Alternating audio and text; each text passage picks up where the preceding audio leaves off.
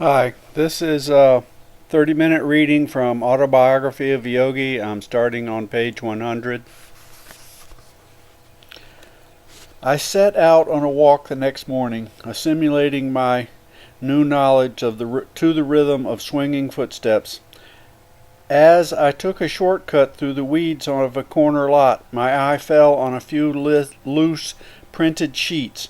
A triumphant pounce. In my hand were Sanskrit verses. I sought out a pundit for aid in my stumbling interpretation. His rich voice filled the air with the edgeless honeyed beauty of the ancient tongue. These exceptional stanzas cannot possibly be of aid in your Sanskrit test. The scholar dismissed them skeptically. But familiarity with that particular poem enabled me on the following day to pass the Sanskrit examination. Through the discerning help Nantu had given, I also attained the minimum grade for success in all other subjects. Father was pleased that I had kept my word and concluded my secondary school course.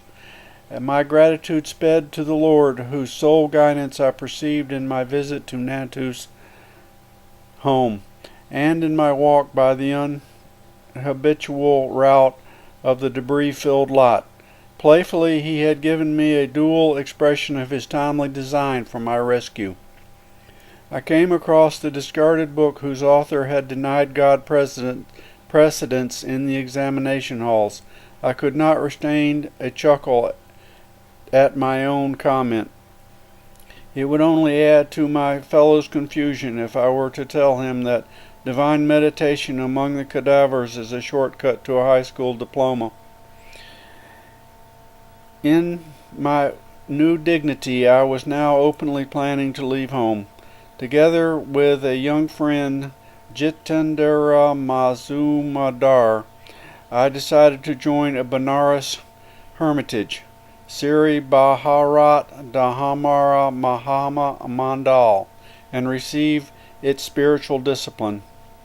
A desolation fell over me one day at the thought of separation from my family. Since Mother's death, my affection had grown especially tender for my two younger brothers, Sananda and Bishnu, and for Tathamu, my youngest sister. I rushed to my retreat, the little attic that had witnessed so many scenes in my turbulent sadhana. Sadhana, there's a double cross there. It says path or preliminary road to God. After a 2-hour flood of tears, I felt singularly transformed, as by alchemical cleanser. All attachments. There's a asterisk like figure there. It says Hindu scriptures teach that family attachments is delusive if it prevents the devotee from seeking God seeking the giver of all boons, including the one of loving relatives, not to mention life itself. Jesus similarly taught, "He that loveth father or mother more than me is not worthy of me." Matthew 10:37. All attachments disappeared. My resolution to seek God as the friend of friends became adamantine. I make one last plea. Father was distressed as I stood before him for his blessing. Do not forsake me and your grieving brothers and sisters. Reverend Father, how can I tell my love for you? But even greater is my love for the Heavenly Father, who has given me the gift of a perfect Father on earth. Let me go and someday return with a more divine understanding. With parental consent, I set out to join Jitendra,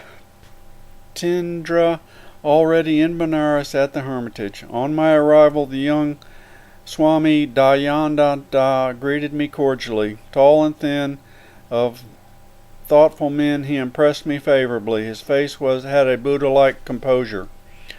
I was pleased that my new home possessed an attic, where I managed to spend the dawn and morning hours. The ashram members, knowing little of meditation practices, though I should employ my whole time in organizational duties, thought I should employ my whole time in organizational duties. They gave me praise for my afternoon work in their office. Don't try to catch God so soon.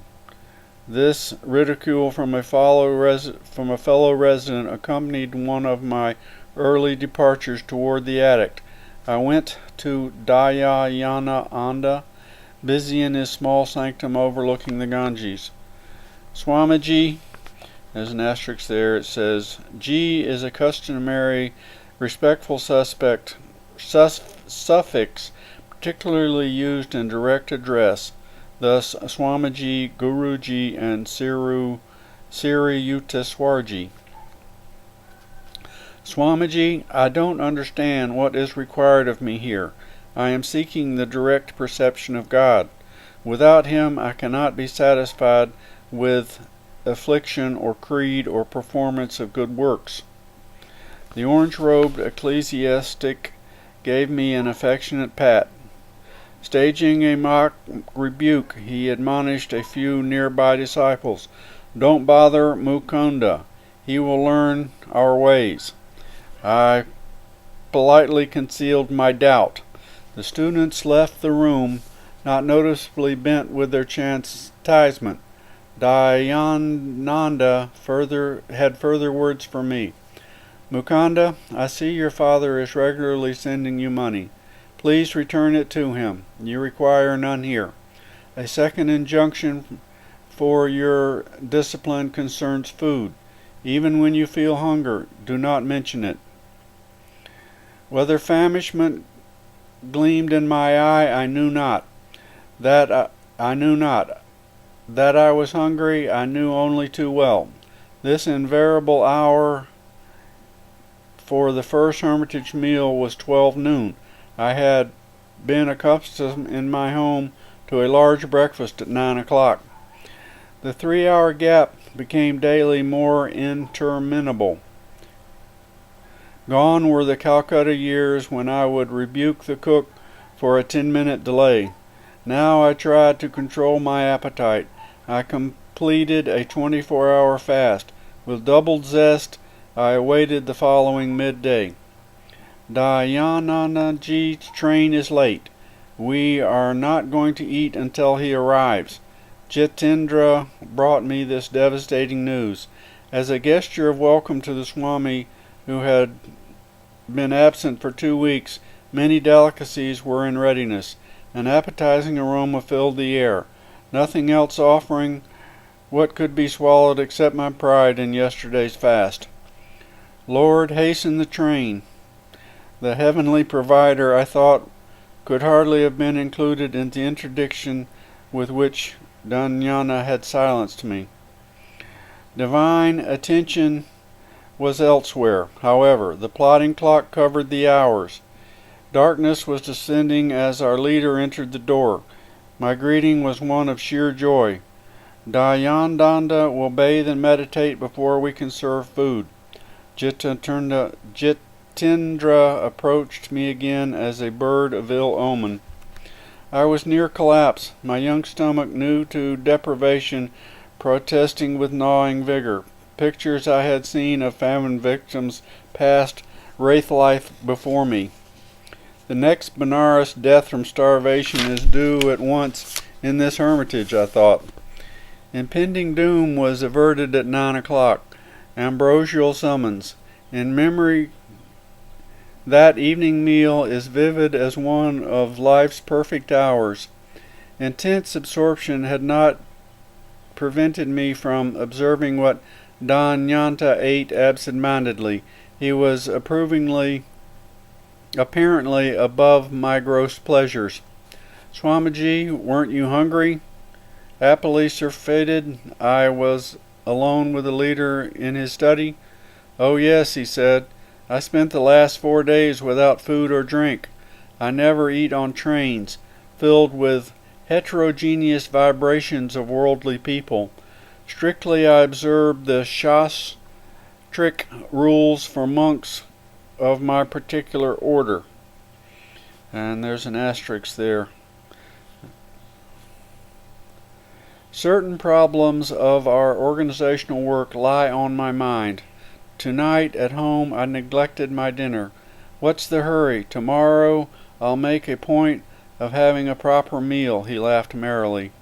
Shame spread within me like a suffocation, but the past day of my torture was not easily forgotten. I ventured a further remark.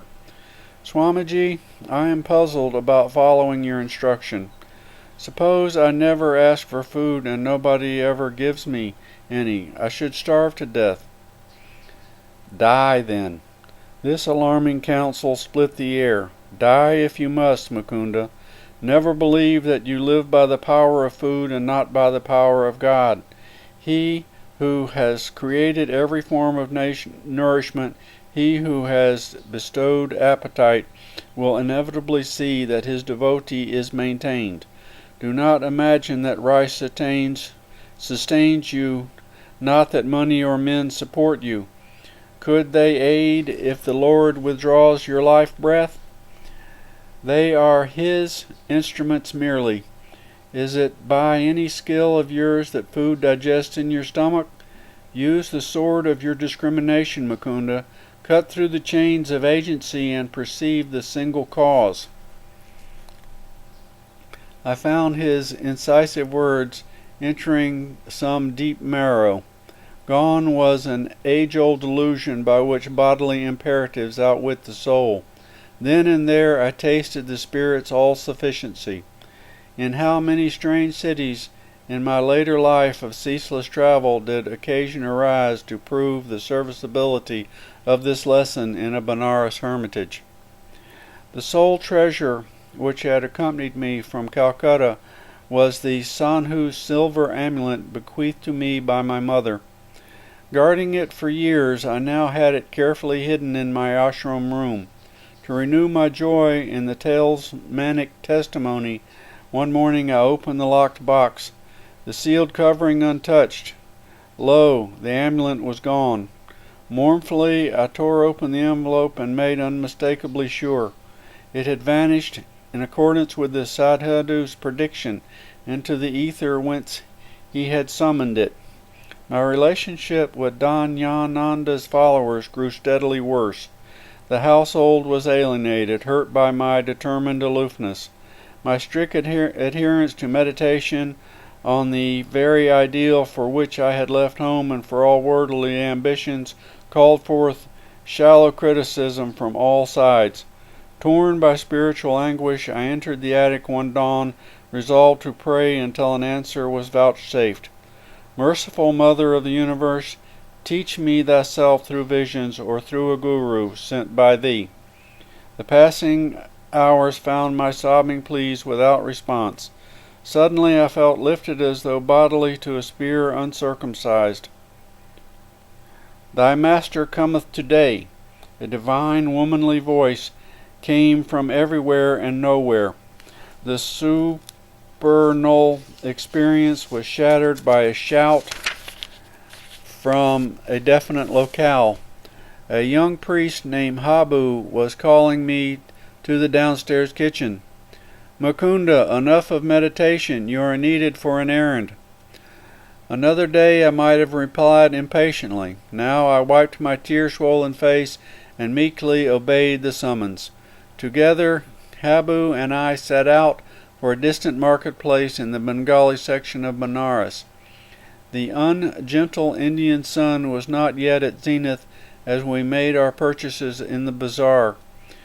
We pushed our way through the colorful medley of housewives, guides, priests, simply clad widows, dignified Brahmins, and ubiquitous holy bulls. As Habu and I moved on, I turned my head to survey a narrow, inconspicuous lane. A Christ-like man in ochre robes of a Swami stood motionless at the end of the lane. Instantly and anciently familiar he seemed. For a thrice my gaze fed hungrily. Then doubt assailed me. You are confusing this wandering monk with someone known to you, I thought. Dreamer, walk on. After 10 minutes, I felt heavy numbness in my feet, as though turned to stone. They were unable to carry me further. Laboriously I turned around. My feet regained normality. I faced the opposite direction. Again the curious weight oppressed me. The saint is magnetically drawing me to him. With this thought I heaped my parcels into the arms of Habu. He had been observing my erratic footwork with amazement and now burst into laughter. "What ails you? Are you crazy?" My tumultuous emotion prevented any retort. I sped away silently. Retracing my steps as though wing-shod, I reached the narrow lane. My quick glance revealed the quiet figure steadily gazing in my direction. A few eager steps and I was at his feet. Guru Deva. The divine face was the one I had seen in 1,000 visions. These halcyon eyes in a leonine head with pointed beard and flowing locks had often peered through the gloom of my nocturnal reveries, holding a promise I had not fully understood. "Oh, my own, you have come to me." My guru uttered the words again and again in Bengali, his voice tremulous with joy. "How many years I have waited for you." We entered a oneness of silence. Words seemed the rankest superfluities. Eloquence flowed in soundless chant from the heart of master to disciple. With an antenna of irrefragable insight, I sensed that my guru knew God and would lead me to him. The obscuration of this life disappeared in a fragile dawn of prenatal memories. Dramatic time, past, present, and future, are its cycling scenes. This was not the first sun to find me at these holy feet. My hand in his, my guru led me to his temporary residence in the Rana Mahal section of the city. His athletic figure moved with firm tread. Tall, erect, about 55 at this time, he was active and vigorous as a young man. His dark eyes were large, beautiful, with plumbless wisdom. Slightly curly hair softened a face of striking power. Strength mingled subtly with gentleness. As we made our way to the stone balcony of a house overlooking the Ganges, he said affectionately, "I shall give you my hermitages and all I possess. Sir, I come for wisdom and God realization. Those are your treasure troves I am after." The swift Indian twilight had dropped to a half curtain before my master spoke again. His eyes held unfathomable tenderness. "I give you my unconditional love." Precious words. A quarter century elapsed before I had another articulate proof of his love. His lips were strange in ardor. Silence suited his oceanic heart. "Will you give me the same unconditional love?" He gazed at me with childlike trust.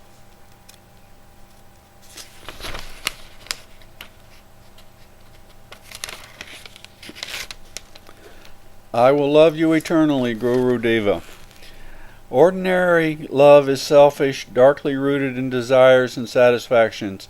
Divine love is without condition, without boundary, without change. The flux of human heart is gone forever in the transfixing touch of pure love.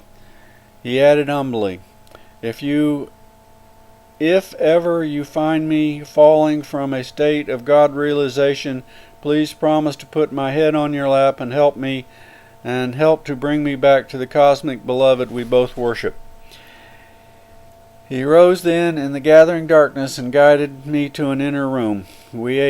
As we ate mangoes and almond sweetmeats, he unobtrusively wove into his conversation an intimate knowledge of my nature. I was awestruck at the grandeur of his wisdom, exquisitely blended with an innate humility. "Do not grieve for your amulet. It has served its purpose." Like a divine mirror, my guru apparently had caught a reflection of my whole life. "The living reality of your presence, Master, is joy beyond any symbol." It is time for a change, inasmuch as you are unhappily situated at the Hermitage. I had made no reference to my life. They now seemed superfluous. By his natural unempathetic manner, I understood that he wished no astonished ejaculations at his clairvoyance. You should go back to Calcutta. Why exclude relatives from your love of humanity? His suggestion dismayed me. My family was predicting my return, though I had been unresponsive to many pleas by letter. Let the young bird fly in the metaphysical skies, Anata remarked. His wings will tire in the heavy atmosphere. We shall yet see him swoop toward home, fold his pinions, and humbly rest in our family nest. This discouraging simile fresh in my mind, I was determined to do no swooping in the direction of Calcutta. Sir, I am not returning home, but I will follow you anywhere. Please give me your address and your name. Swami Sri Yukteswar Giri. My chief hermitage is in Simapur on Rai Ghat Lane. I am visiting my mother here only for a few days. I wondered at God's intricate play with his devotees. Simapur is but 12 miles from Calcutta, yet in those regions I had never caught a glimpse of my Guru. We had had to travel for our meeting to the ancient city of Kashi, Benares, hallowed by memories of Lahari Mahasaya. Here too the feet of Buddha, Shankaracharya, and many other Yogi Christ had blessed the soil, and there's an asterisk there. You will come to me in 4 weeks. For the first time, Sri Yukteswar's voice was stern. Now that I have told you of my eternal affection and have shown my happiness at finding you, you feel free to disregard my request. The next time we meet, you will have to reawaken my interest. I won't easily accept you as a disciple. There must be a complete surrender to obedience to my strict training. I remained ostensibly silent. My Guru quickly penetrated my difficulty. Do you think your relatives will laugh at you? I will not return. You will return in 30 days. Never. The controversial tension relieved, I bowed reverently at his feet and departed. Walking in the midnight darkness towards the hermitage, I wondered why the miraculous meeting had ended on such an inharmonious note. The dual scales of Maya that balance every joy with a grief. My young heart was not yet malleable to the transforming fingers of the Guru. The next morning I noticed increased hostility in the attitude of the hermitage members. They spiked my days with invariable rudeness. 3 days passed. Danyana then left the ashram to attend a conference in Bombay. Pandemonium broke over my hapless head. Mukunda is a parasite, accepting hermitage hospitality without making proper return. Overhearing this remark, I regretted for the first time that I had obeyed the request to send back my money to father. With heavy heart, I sought out my soul friend, Jitendra. I am leaving. Please convey my respectful regrets to Danayanana ji when he returns. I will leave also. My attempts to meditate here meet with no more favor than your own. Jitendra spoke with determination. I have met a Christ-like saint. Let us visit him in Semaphore. And so the bird prepared to swoop perilously towards Calcutta. And this is a photograph of Jitendra Mazumdar.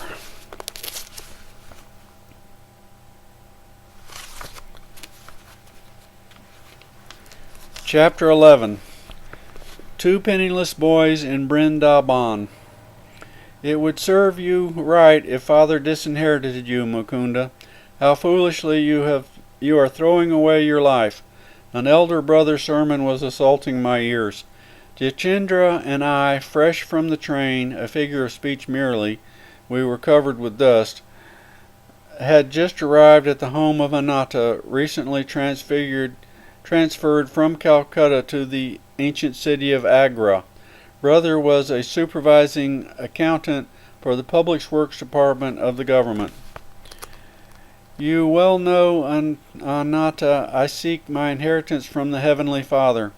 Money first, God can come later. Who knows? Life may be long, may be too long. God first, money is his slave. Who can tell? Life may be too short. My retort was summoned by the exigencies of the moment and held no presentiment. Alas, Anatta's life did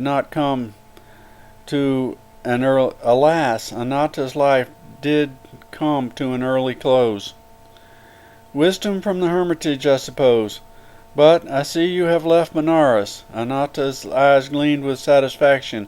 He was hoping to secure my pinions in the family nest. My sojourn in Benares was not in vain. I have found there everything my heart has been longing for. You may be sure it was not your pundit or his son. Anatta joined me in reminiscent laughter. He had to admit that the Benares clairvoyant he selected had proved a short-sighted one. What are your plans, my wandering brother? Jitendra persuaded me to Agra. We shall view the beauties of the Taj Mahal here. Another asterisk. I explained. Then we are going to my newly found guru who has a hermitage in Simapur. Anatta hospitably arranged for our comfort. Several times during the evening I noticed his eyes fixed on me reflectively. I know that look, I thought. A plot is brewing. The denouncement took place during our early breakfast. So you feel quite independent of Father's wealth. Anatta's gaze was innocent as we resumed the barbs of yesterday's conversation. I am conscious of my dependence on God. Words are cheap. Life has shielded you thus far. What a plight if you were forced to look at the invisible hand for your food and shelter. You would soon be begging on the street. Never. I would not put faith in passerbys rather than in God. He can devise for his devotee 1,000 resources besides the begging bowl. More rhetoric. Suppose I suggest that your vaunted philosophy be put to a test in this tangible world. I would agree. Do you confine God to a speculative world? We shall see. Today you shall have opportunity either to enlarge or confirm my own views. Anatta paused for a dramatic moment, then spoke slowly and seriously. I propose that I send you and your fellow disciple Jitendra this morning to the nearby city of Brindaban. You must not take a single rupee. You must not beg, either for food or money. You must not reveal your predicament to anyone. You must not go without your meals. And you must not be stranded in Brindaban.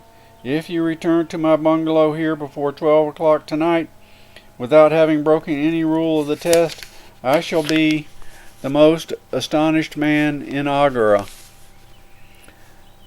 I accept the challenge. No hesitation was in my words or in my heart. Grateful memories flashed of the instant beneficence, my healing of deadly cholera through an appeal of Lahara Mashah's picture, the playful gift of the two kites on the Lahore roof, the opportune amulet amidst my discouragement in Bareilly, and the decisive message through the sadhu outside the courtyard of the pundit's house in Benares. The vision of the Divine Mother and her majestic words of love, her swift heed through Master Messiah to my trifling embarrassments. The last-minute guidance that had materialized my high school diploma, and the ultimate boon, my living master from the midst of my lifelong dreams. Never would I admit my philosophy unequal to any tussle on the world's harsh proving grounds. Okay, we're out of time. I'm in the middle of page 114. That's the end. Bye.